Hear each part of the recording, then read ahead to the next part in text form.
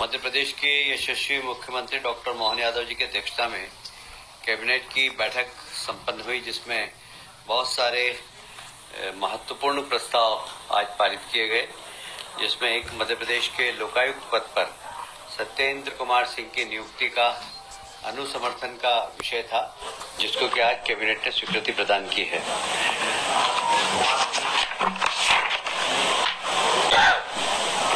मंत्री परिषद द्वारा निर्णय लिया गया है कि धार्मिक न्यास और धर्मस्व विभाग के प्रस्ताव पर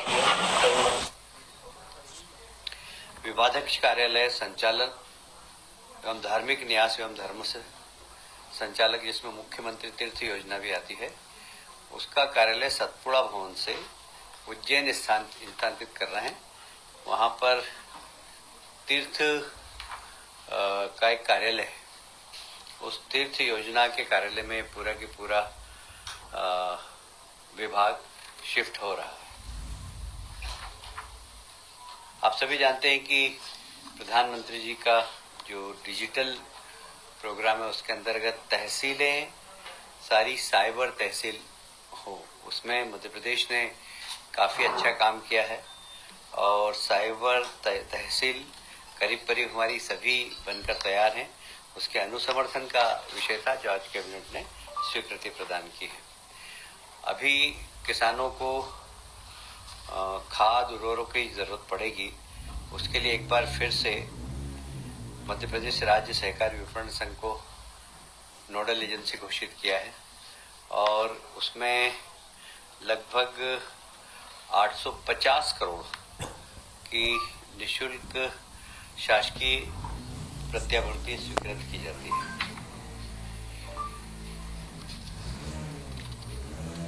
जितने भी हमारे मेडिकल कॉलेज नए बन रहे थे, उसको व्यवस्थित करने के लिए विशेषकर नीमच, मंदसौर, श्योपुर और सिंगरौली बिल्डिंग तो बनकर तैयार है, किंतु उसके संचालन के लिए उपकरण की आवश्यकता थी। इसके उपकरण के लिए पूरा हॉस्पिटल तैयार हो, बिल्कुल अच्छा सुपर स्पेशलिटी हॉस्पिटल, इसके लिए लगभग 1200 करोड़ की फिर से एक बार स्वीकृति प्रदान की गई है। केंद्र द्वारा प्रवर्तित योजना, उसके अंतर्गत जितने भी मेडिकल कॉलेज हैं, उसके पास ही एक नर्सिंग कॉलेज भी खोला जाए, तो उस नर्सिंग कॉलेज के खोलने की भी स्वीकृति प्रदान की गई है।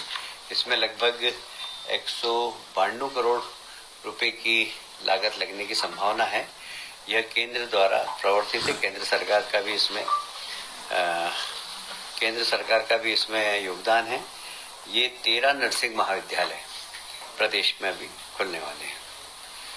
उज्जैन में नवीन शासकीय चिकित्सा महाविद्यालय के निर्माण, क्योंकि आप जानते हैं उज्जैन में सिंहस्थ मेला भरता है, तो उसको ध्यान में रखते हुए एक मेडिकल कॉलेज और उसके साथ ही 100 बेडेड हॉस्पिटल, ये सब बनाने के लिए सिविल कंस्ट्रक्शन के लिए 592 लगभग 600 करोड़ रुपए की स्वीकृति प्रदान की गई है।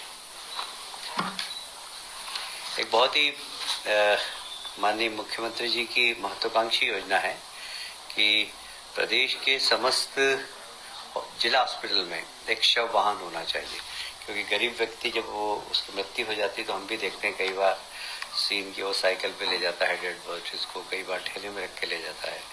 तो निःशुल्क शव वाहन सारे जिला अस्पताल में रखे जाएंगे और कलेक्टर और सीएमओ को उसका अधिकार दिया जाएगा कि वे शव वाहन को, गरीब व्यक्ति है तो उसको निःशुल्क अपने घर तक पहुंचाने की व्यवस्था कर सके। एक और माननीय मुख्यमंत्री मोहन यादव जी की बहुत ही महत्वाकांक्षी योजना है पीएम श्री एयर एम्बुलेंस सेवा संचालित करना। यह आज कैबिनेट ने पास किया। इसमें एक हेलीकॉप्टर होगा, एक हवाई जहाज होगा। इसको भी यदि कोई व्यक्ति जिसके पास आयुष्मान योजना का कार्ड बना हुआ है, उस व्यक्ति को निःशुल्क कहीं एयर एम्बुलेंस से जाने की आवश्यकता हो किसी शासकीय हॉस्पिटल में, तो उसको तत्काल निःशुल्क रूप से ले जाने की व्यवस्था होगी। कौन सा पेशेंट होगा, ये निर्णय सीएमओ और कलेक्टर दोनों सुनिश्चित करेंगे।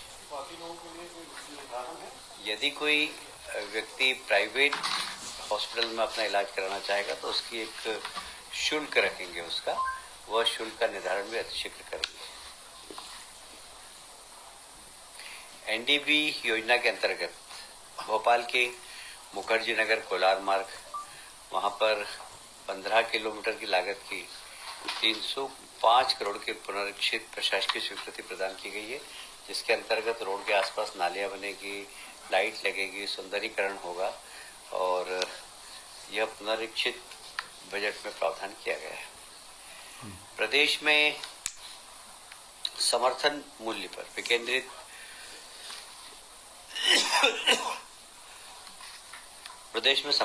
पर विकेंद्रित योजनागत खाद्यान्न के उपार्जन, सार्वजनिक वितरण प्रणाली व अन्य शासकीय योजना के संचालन हेतु डेफिसिट पूर्ति के लिए निःशुल्क शासकीय प्रत्याभूति की स्वीकृति दी गई है। लगभग 3,000 करोड़ के आसपास होगी, 30,000 करोड़ के आसपास होगी।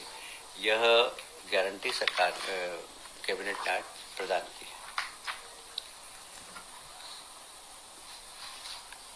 हमने हमारे संकल्प पत्र में जिस प्रकार घोषणा की थी कि हम किसानों का गेहूं का उपार्जित मूल्य बढ़ाएंगे, अभी हमने 125 रुपया प्रति क्विंटल बोनस देने का निर्णय लिया है।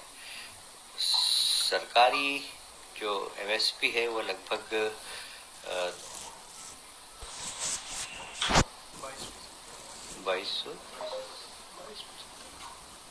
2275 की, इसमें 125 रुपये बोनस भी दिया जाएगा। इस प्रकार लगभग 2400 रुपये किसानों का समर्थन मूल्य पर गेहूं खरीदा जाएगा।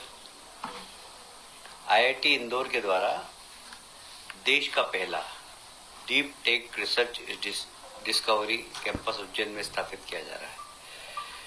यह लगभग 237 करोड़ की लागत से बनेगा। आईआईटी इंदौर से हमने अनुबंध किया है कि वे सिर्फ उज्जैन ही नहीं, मध्य प्रदेश के जो हमारे 6 इंजीनियरिंग कॉलेज है उनको भी हाईटेक करने के लिए हमें गाइडेंस प्रदान करें, जिससे कि education, quality education Madhya Pradesh में हो इंजीनियरिंग का, और हम उसका स्तर आईआईटी तक ले जाना चाहते हैं क्रमानुसार।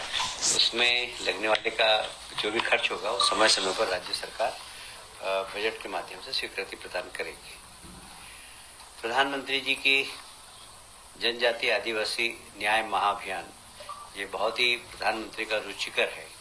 इसमें हमारे प्रदेश में वे जनजातियां जो बहुत पिछड़ी हुई, विशेषकर बेगा,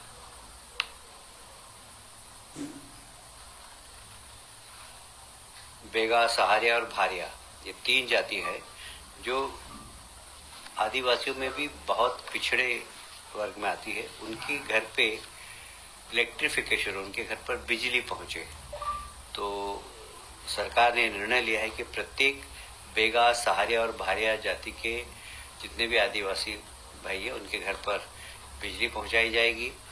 जो दूरस्थ स्थानों पर, क्योंकि ये इस प्रकार के आदिवासी लोग कई बार बहुत जंगलों में भी रहते हैं, जहाँ जंगलों में होगी वहाँ पर हम सोलर एनर्जी के माध्यम से उनके घर में बिजली पहुंचाएंगे।